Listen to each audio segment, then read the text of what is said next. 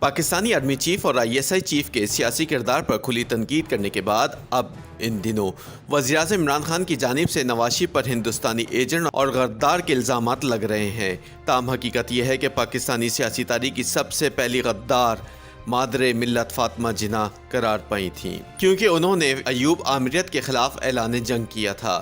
لیکن موجودہ دور اقتدار میں جس تیزی کے ساتھ سیاستدانوں کو غداری کے سرٹیفکیٹ جاری کیے جا رہے ہیں، ایسا ماضی میں کبھی دیکھنے میں نہیں آیا۔ جب آج کے غداروں کا ذکر ہو رہا ہے تو ماضی کے غداروں کا بھی ذکر کرنا ضروری ہے۔ پاکستانی غداروں کی فہرست میں بڑے بڑوں کے نام ہیں، جن میں ملک کو 1973 کا آئین دینے والے ذوالفقار علی بھٹو بھی شامل ہیں۔ بھٹو کو پاکستان کی سیاست میں کئی اعتبار سے ممتاز مقام حاصل ہے، جس کی وجہ سے انہیں آج بھی قائد عوام کے نام سے یاد کیا جاتا ہے اور ان کی پھانسی کو جوڈیشل مرڈر قرار دیا جاتا ہے۔ بھٹو شہید سیاست میں تو ایک ممتاز مقام رکھتے ہی ہیں، لیکن غداروں کی گیلری میں بھی وہ منفرد نظر آتے ہیں۔ دوسرے کئی سیاستدان تو ہندوستانی ایجنٹ یا غدار کے رتبے پر فائز ہو کر سستے میں چھوٹ گئے، لیکن بھٹو پر غداری کا الزام لگانے والوں کے کلیجے میں ٹھنڈ نہیں پڑی تو وہ ہندو بھی قرار پائے اور محب وطنوں کی جانب سے ان کا اصل نام ذوالفقار علی کے بجائے گھاسی رام بتایا گیا۔ آپ اسے غدار پلس کہہ لیجئے۔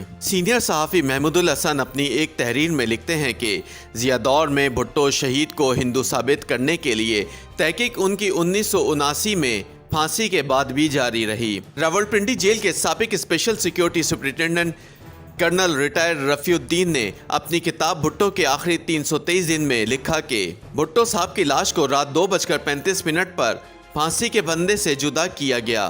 ان کی میت کو غسل دیا گیا، جس کا بندوبست وہیں کر لیا گیا تھا۔ ایک فوٹوگرافر نے، جسے ایک انٹیلیجنس ایجنسی نے بھیجا تھا، ضرورت کے مطابق بھٹو صاحب کے چند فوٹو اتارے۔ ان تصویروں سے حکام کا یہ شک دور ہو گیا کہ ان کے ختنے نہیں ہوئے تھے، لہٰذا وہ اپنی موت کے بعد مسلمان ثابت ہو گئے۔ دراصل بھٹو شہید کو ہندو ثابت کرنے میں دائیں بازو کے بے ضمیر صحافتی گماشتوں نے بھی اپنا حصہ ڈالا۔ ضیاء جنتا کی ایما پر اخبارات اور رسائل میں ان کی ذات پر رقیق حملے ہوئے، ان کا جعلی شجرہ نسب شائع ہوا، جس کی روح سے وہ ہندو ماں باپ کی اولاد تھے۔ ہفت روزہ صحافت نے گٹر صحافت کی نئی تاریخ رقم کرتے ہوئے بھٹو کے ایک نام نہاد ہندو ماموں کا انٹرویو شائع کیا۔ اس زمانے میں طرز صحافت کا اندازہ ممتاز صحافی حسین نقی کے خط سے ہوتا ہے، جس میں وہ لکھتے ہیں کہ میں نے بھٹو کے خلاف بھی بہت سخت لکھا ہے، لیکن کبھی ان کی ماں، بہن، بیٹی کے متعلق نہیں لکھا کہ میری نظر میں یہ میری تہذیب اور تربیت کے خلاف ہے، البتہ پڑھا بہت ہے۔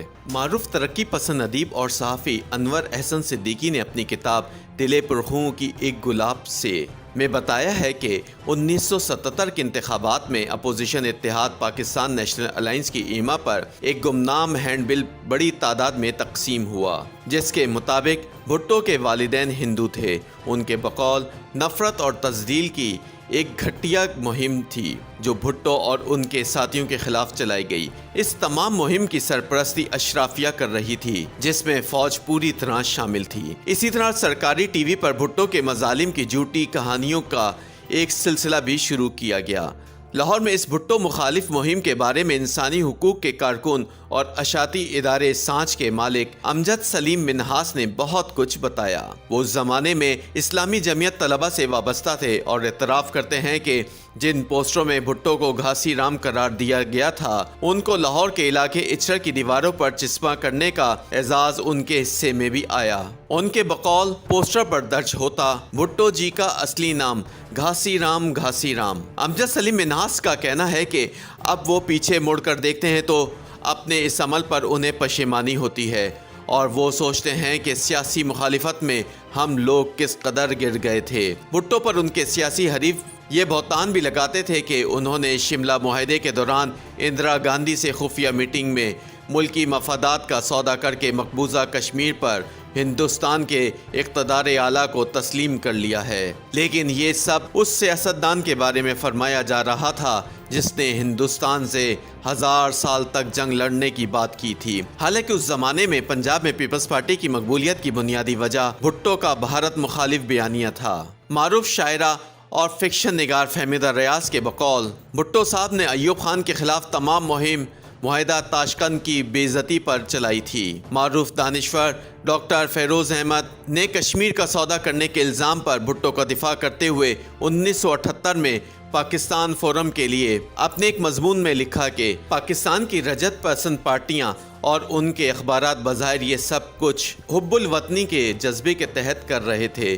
انہیں کشمیری عوام کے حقوق کے ساتھ اس قدر رغبت ہے کہ وہ ان کے حقوق سے ذرہ برابر انحراف برداشت نہیں کر سکتے، چنانچہ وہ سابق وزیر اعظم کی غداری کو بے نقاب کرنا اپنا قومی فرض سمجھتے ہیں۔ پاکستان کے اخبارات اپنی طفلانہ جبلت سے باز نہیں آ سکتے۔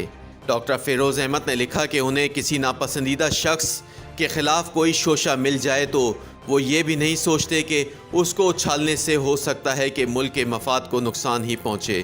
انہوں نے اپنے مضمون کے اختتام پر لکھا کہ بدقسمتی سے ہماری سرکاری، سیاسی، سماجی اور ذاتی قوت برداشت بڑی ضعیف ثابت ہوتی ہے۔ حکومت وقت کے ساتھ اختلاف کرنا غداری بن جاتا ہے اور سیاسی اور سماجی امور میں رائے کا تصادم وطن دشمنی قرار پا سکتا ہے۔ اس فعل میں حب الوطنی کے ساکھ کے علاوہ کسی کا کچھ نہیں بگڑتا۔ تاہم تاریخ نے ثابت کیا کہ ذوالفقار علی بھٹو غدار نہیں تھا بلکہ پاکستانی قوم کا ہیرو تھا، چاہے یہ بات ثابت کرنے کے لیے اسے تختہ دار پر جھولنا پڑا۔